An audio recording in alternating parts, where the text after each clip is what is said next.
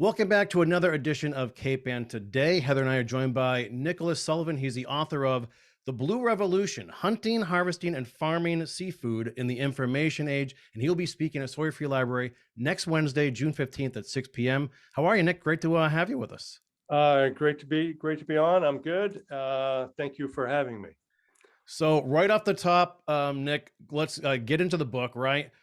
How did this come about? Why is this subject so important to you? And what can people expect during your author talk next week? Well, for the last 40 years or so, I've written about technology and its impact on society and economic development. But in the 70s, before that, when I was in college, I did write about fishing, and particularly the fishermen of Chatham, Massachusetts, and New Bedford, Massachusetts. And they were fighting off the foreign factory ships. You could see the big Russian ships from the shores of Cape Cod. But then I went off on another tangent, and I've come back to fishing now, some 40 years later, because I've been doing a lot of international development work. And one of the big issues with international development is food security. And in many developing countries, fish is the primary source of protein. So I started to wonder, where are the fish going to come from to feed the world as the world population is growing? And we, hear all these dire stories of fish stocks being depleted. So I set out to answer that question. And the answer is pretty obvious. It's going to come from farm fish. So that didn't take very long to figure out. But the other thing I realized in studying it was that a lot of people have kind of negative perceptions about fishing, about wild capture and fish farming. And I was seeing a different side of the story. I was seeing kind of an industry that was transforming, that was quite different than a lot of people thought it was. So I've kind of set out to counter the negative narrative with a positive narrative, and to really describe as best I could what the state of affairs is now and what the future looks like for fishing and fish farming. So, Nicholas, you're talking to the Gloucester community right now, right? Yeah, And right. I think there's a fleet of like 12 boats, fishing boats, being out of Gloucester at this point. Mm. So when you say the future is in fish farming, what are you saying to those 12 boats? Are you talking about around the world, the future is in aquaculture? Is there a chance with technology that technology can help these small family boats? Do you want to talk about that? Yeah, well, no, I'm not saying that all fish are going to be farmed. I'm saying that over the last 30 years, the amount of wild fish have been flat. It's been stable at the same level for 30 years or so. And the amount of farm fish has been rising like that. So yeah, no, I mean, there's definitely a future for these 12 boats, and too bad there aren't 1,200 boats, because there are more groundfish in the Northeast now than there were 25 years ago, despite the decline in cod and flounder. But there's a lot of other more abundant species, so there's definitely a future. And in terms of the technology, I mean, I don't think that necessarily is going to change how those 12 boats operate particularly. I mean, it is certainly helping in terms of surveying fish and understanding fish and tracing fish, and QR codes so people can tell where the fish comes from, how it's been handled, and so forth. So no, I realize that Gloucester is, and like many other seacoast seaports, fishing ports in New England, have been hammered over the last 20 years or so. And I live outside New Bedford, which has got a very healthy fleet, and mainly because of the scallop industry. And the groundfish is a very small percentage of New Bedford's catch. Interesting. Right. Yeah, to Heather's point, we rarely get any good news about the future of the working waterfront. So in your opinion, the family boats, particularly the family boats, right? Yeah. Right. Yeah. Is there light at the end of this tunnel? Like you said, the last generation or two, it's been pretty depressing, the news coming from the local fishing fleets. So what do you think it's going to take to help turn things around? Well, I think that some of it is a behavioral shift in terms of um, psychologically shifting from uh, a volume mentality to a value mentality. Mm. And, there's a way, I think, to increase the value of fish in terms of its freshness and the way it's handled and so forth, and hopefully increase the price. I mean, there have been some experiments in Maine in different kind of kill techniques that have increased the value of the fish. So that is one thing. The rise of the local catch network, and like there's Cape Ann Fresh in Gloucester, which is one of the original kind of local catch community supported fisheries. The rise of groups like that, and there are more than 500 of those around the US now, is extremely positive, because I think it creates a connection between the fisherman and the consumer that has been kind of lacking, historically lacking. I mean, people are not connected to the fishermen, and fishermen are not connected to their communities. They've been living at sea, and there's a divide, of course, between the waterfront and the landlubbers, as it were. So I think that's a positive connection, and so a lot of it is consumer demand, and I think that is shifting. And if consumers are demanding local fresh caught fish, that makes a big difference. And if they're willing to experiment with different species, that makes a difference too. Right. So I think that there is a lot of fish out there. But it's expensive now. The quotas are expensive. The permits are expensive, and it's hard to get permits. It's very difficult for young people to enter the industry. That's a problem that has got to be addressed, I think, in terms of it's very, the boats are expensive, the permits are expensive, and they're held by, a relatively small number of people. It's an interesting So point, that's right? a And they policy issue. only certain months of the year when they can actually do what they have to do. Hardly Right, any young people know how to say repair a fishing net, so there is no pipeline of younger people coming up into the right, industry. yeah.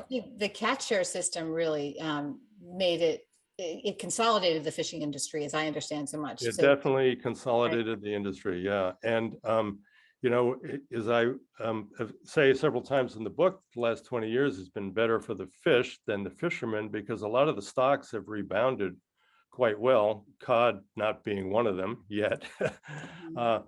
But yeah, no, it's been tough on fishermen, because it's kind of really taken a kind of public sphere of the ocean and privatized it. And there are very few people, relatively speaking, that have these shares even. And Right, right. they can be sold or transferred, but they're expensive. So yeah, that is a policy issue, but it has been good for the fish. The stocks have rebounded, a lot of them, and there are more ground fish now than there were 20-25 years ago, just not cod. Do you have any thoughts about the zoning of the ocean in terms of, there's the marine heritage sites. It's They mean the marine yeah, protected but not areas. just that, but then also zoning it for aquaculture. What do you think of that? Because is that not happening? That sections are being sort of designated in the ocean? Yes. Are you talking about kind of near shore or offshore? I mean, so I'm thinking of near the shore, like the coast of Maine. coast of Maine, right? So 3 miles out is run by the states.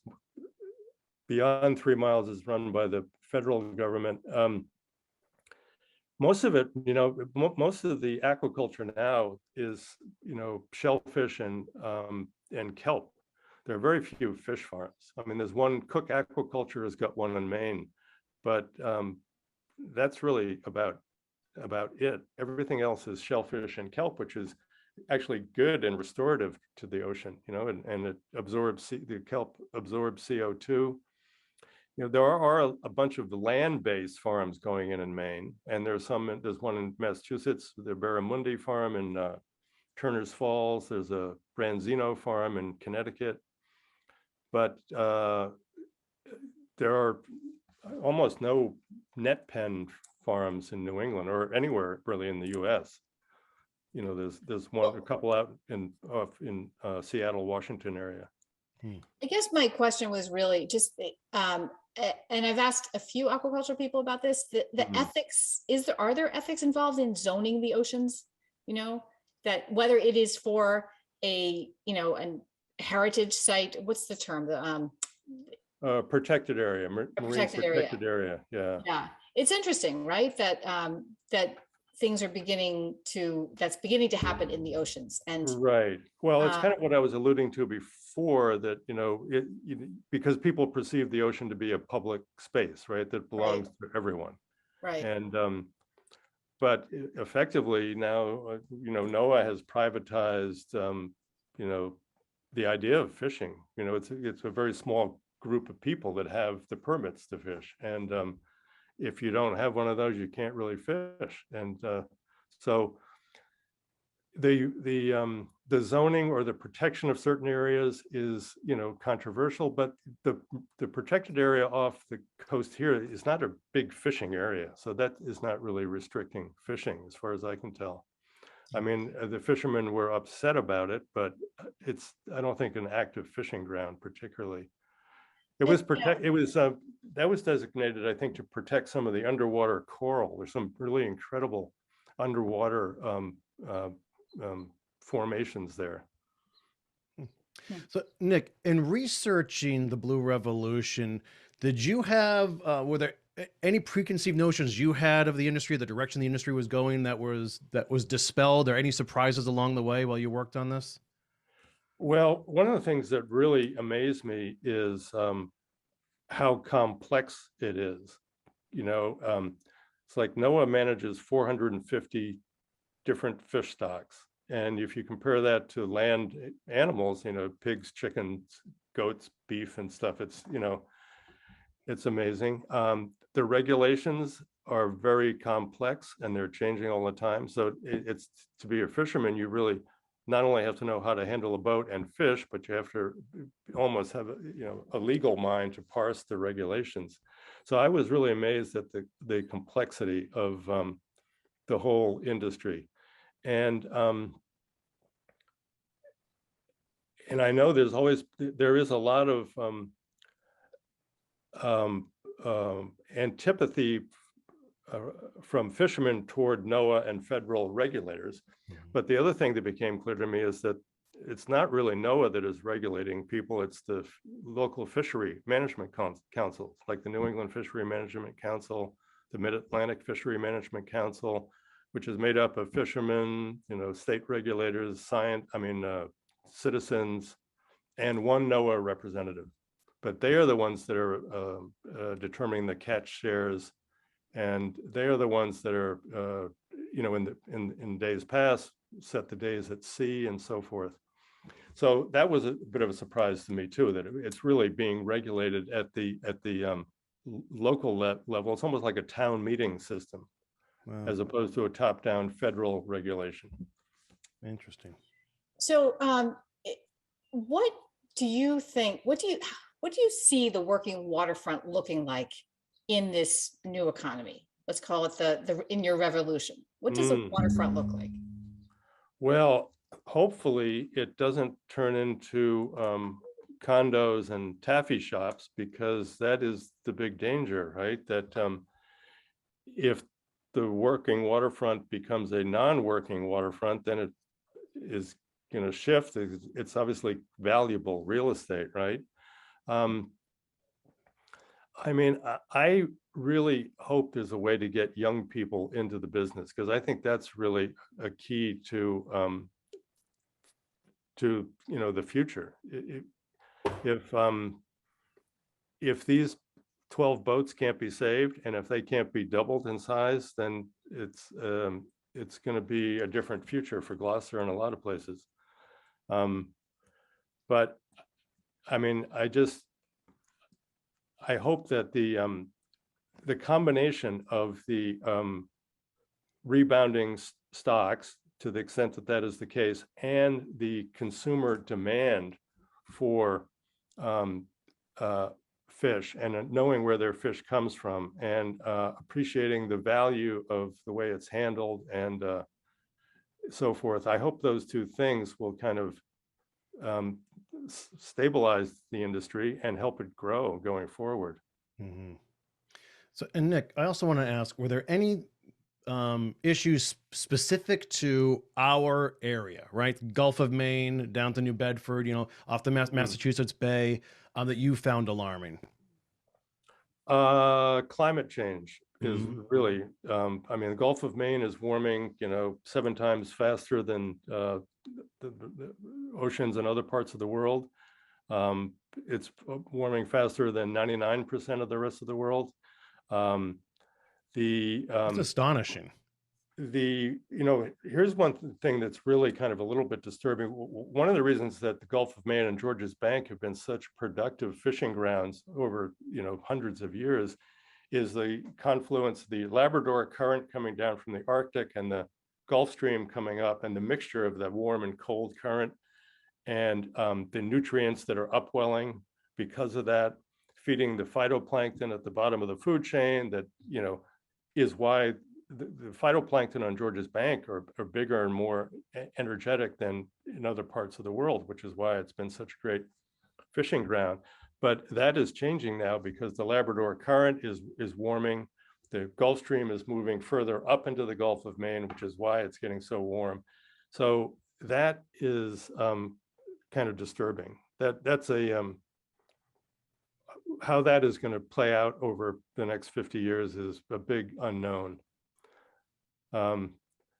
So that's, you know, when you talk about the Gulf of Maine, that's the kind of big elephant in the room, really, alongside the other one, which is how to get young people into the industry. So where is the revolution? The revolution. Yeah.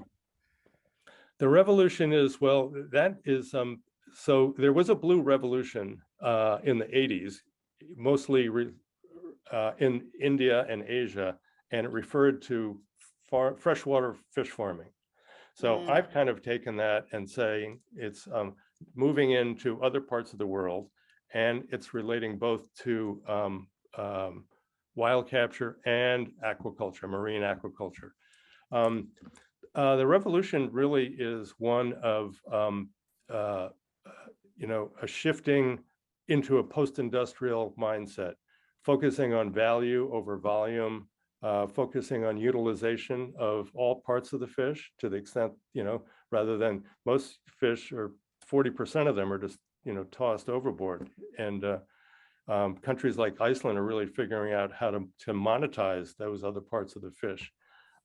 So that is definitely a revolution. And the other thing is just the use of technology and the QR codes that either tell a story about the boat and where the fish was caught, but also QR codes that go through, show a blockchain traceability from catch to through the distribution to the supermarket to your, you know, to your plate.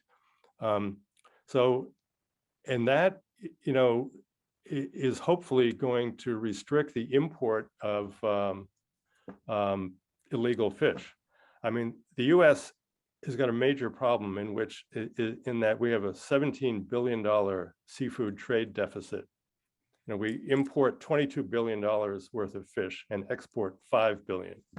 So, and again, this is why I talk about the consumer demand. American consumers, 65% of the fish they eat is farm shrimp and salmon from the other side of the world and canned tuna from the other side of the world.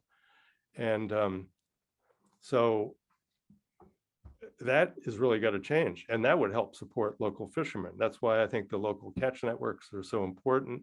I think that's why the traceability is a revolution. The FDA later this year is expected to announce that it will require what they call a tech-enabled traceability for seafood. And that hopefully will kind of restrict a lot of illegally caught seafood from entering the US, which is the case now. So that would be a revolution. Yeah, fascinating stuff and poignant, especially at this time and in this area too. So lastly, Nick, I just want to ask your fascination with the subject. How did that manifest? Did you grow up in the industry? Were you in the industry? I grew up in Rhode Island on Narragansett Bay, and I used to fish for scup and tautog when I was a kid, and now I live off Buzzards Bay, so surf cast for bass and bluefish. At least I used to. I haven't so much in the last 10 years. So yeah, and so I've lived on the water most of my life. Grew up on Narragansett Bay, live in Buzzards Bay now. So, and I, live, 20 minutes from New Bedford. So I've been following, and I've lived, in this area for 40 years. So I've been following the ups and downs of the fishing industry through the lens of New Bedford. Mhm. And as I said, I wrote about when I was in college in the 70s. I wrote about fishing in Chatham and New Bedford. So it has been kind of a lifelong interest. And of course, I like to eat fish as well. That'll All do right, it. I do have one more question on behalf of my husband. Where Yeah. are the bluefish? What's happened to the bluefish? Oh, I can't answer that question for your husband. Why he's having trouble finding them? He It- used to catch way too many bluefish. I would say, please don't catch another one. That's all we eat is bluefish. And- And it's been 5 years. And I don't think he's caught one in 5 years. Really? Yeah. Oh, well, I haven't been fishing in the last 5 years, so I Oh, can't answer okay. that question. I can't answer You're that writing question, books. but Yeah. So they're not going to Nick. We know that. maybe they're not coming to me. No, I'm not. Maybe it's the warming water. I'm sure that has got something to do with it. They like cold water, bluefish for sure. They come up here when it's cold, and they go up way up north, and then they used to come up in June and go up north and then come back in September Yeah. to Well, there this seem to be area. stripers, but not bluefish, which is, Hmm. I don't know. All right. I can't answer that question. Still a I'm so mystery. sorry. That's okay. But trust Thank us, folks. Nick Sullivan will be answering all your questions and more next Wednesday at 6 p.m. at Sawyer Free Library as he discusses his new book, The Blue Revolution, Hunting, Harvesting, and Farming Seafood in the Information Age. Nick, thanks so much for your time. We really love the conversation. We'd love to actually follow up with you maybe later on this year to Okay. continue discussing the industry. Great. Good. Well, thank you very much for having me on. Pleasure talking to you. I look forward to next Wednesday. Yeah. Thank Thanks you. so much for your time. Take care. Yeah, thank you.